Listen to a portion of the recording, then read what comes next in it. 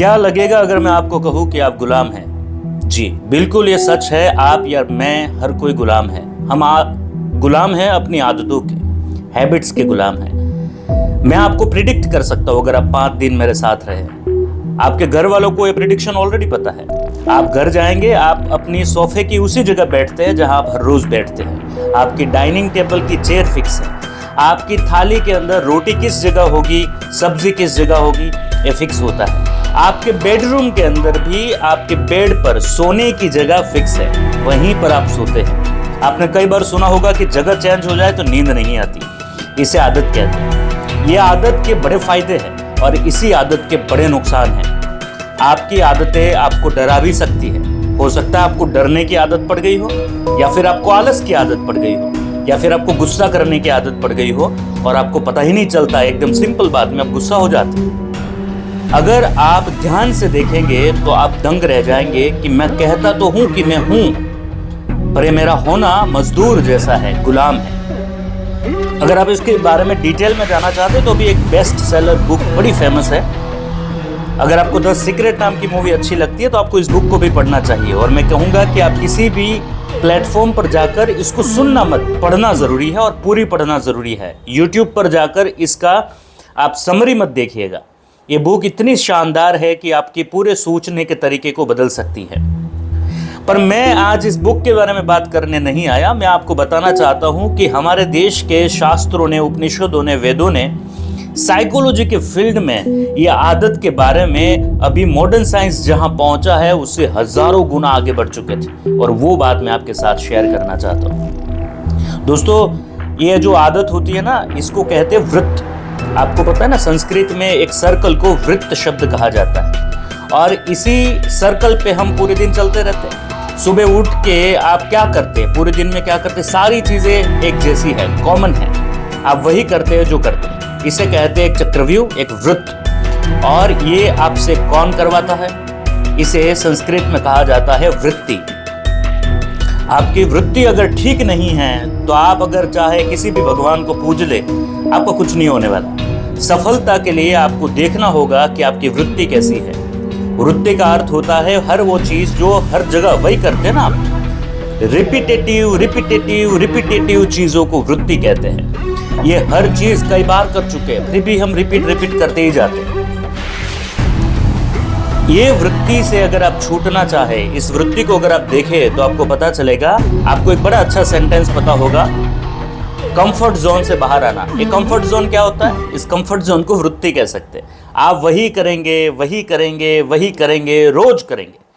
आप चेंज नहीं करेंगे। जब तक आप चेंज नहीं करेंगे तो वैसे ही रहेंगे। एक बड़ी अच्छी चीज पुनर्विन्यास में कही जाती है कि अगर आप जैसे आज हैं और अगर आप दुखी हैं तो आप दुखी ही होने चाहिए, क्योंकि आपके जो कर्म हैं उसके हिसाब से स्थिति बनी है। इसमें किसी और का कोई दोष नहीं है। तो ये वृत्तियों के कारण हम दुखी है।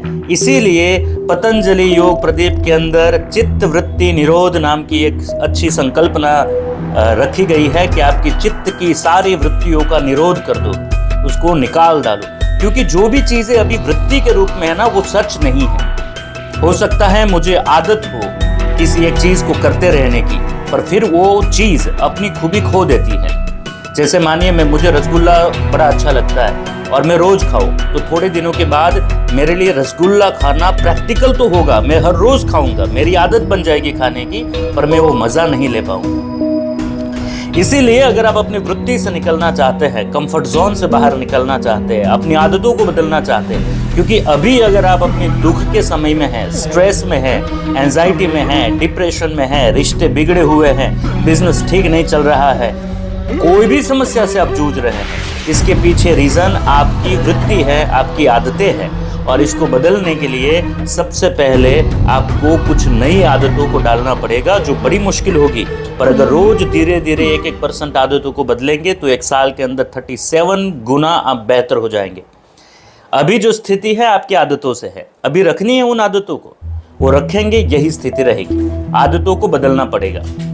जब आप अपनी आदतों को बदलेंगे तो आपको ध्यान रखना पड़ेगा कि आदतें अच्छी बदले। अगर आदतें बदल के बुरी आदतें गिरा दी आपने तो आपका फ्यूचर भी खराब हो जाएगा।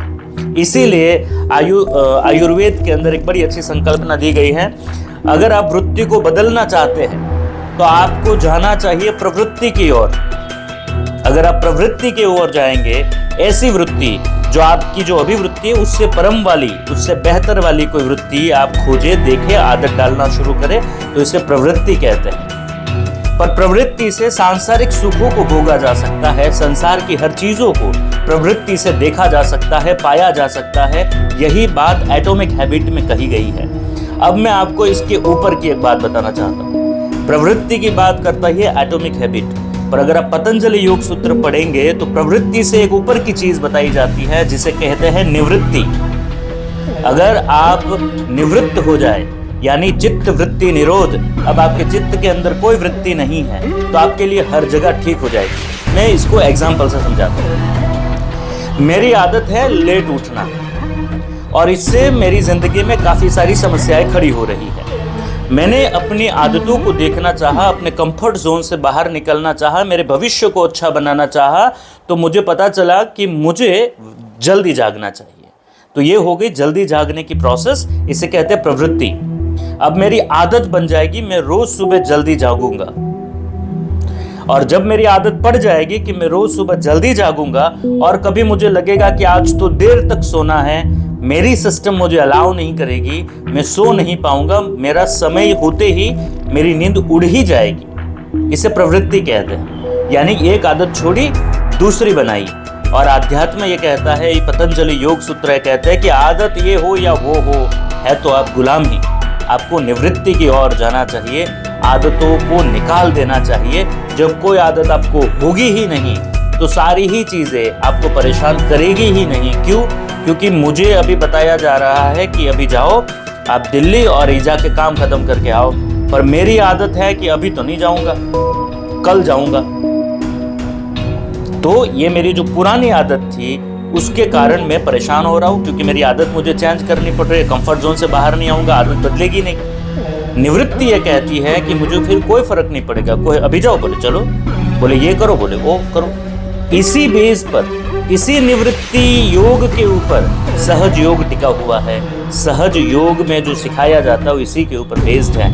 अगर आप वृत्ति, प्रवृत्ति और निवृत्ति के बारे में जानना चाहते हैं, अगर आप एटॉमिक हैबिट बुक की बड़ी गहराई से जानने वाली बातों को जानना चाहते हैं, क्वेश्चन आंसर सेशन में जुड़ना चाहते हैं और इस विषय में डिटेल में जानना चाहते हैं, तो आप इस वीडियो में कमेंट के अंदर आप लिख सकते हैं, सवाल पूछ सकते हैं, और मैं आपके साथ शेयर करूंगा एक वेबिनार की लिंक, जहां पर हम इसके बारे में 1.5 घंटे 2 घंटे के अंदर बड़ी डिटेल में जाएंगे और जानेंगे कि अपनी आदतों को कैसे बदले, वृत्ति से प्रवृत्ति की ओर और प्रवृत्ति से निवृत्ति की ओर कैसे जाए, और पतंजलि योग प्रतीक में क्यों कहा जाता है कि चित्त वृत्ति निरोध, इस विषय पर भी हम बात करेंगे। Thank you very much everyone. अगर आपको इस विषय पर कुछ डिटेल में जानना है, अगर आप मेडिटेशन करते हैं, स्पिरिचुअल है, तो जरूर जुड़िए, इसके बारे में हम डिटेल में बात करेंगे।